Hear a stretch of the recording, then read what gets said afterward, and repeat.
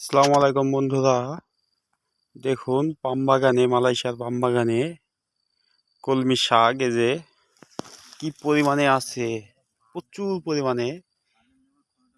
এ দেখেন কলমি শাক, এরপরে আছে যে আপনার কি কয় উস্তে, উস্তে আছে, প্রচুর পরিমাণে উস্তে আছে। এই যে দেখুন, এই যে এরকম প্রচুর প্রচুর পরিমাণে। আপনারা যারা মালয়েশিয়ায় পাম বাগানে আসতে যাচ্ছেন,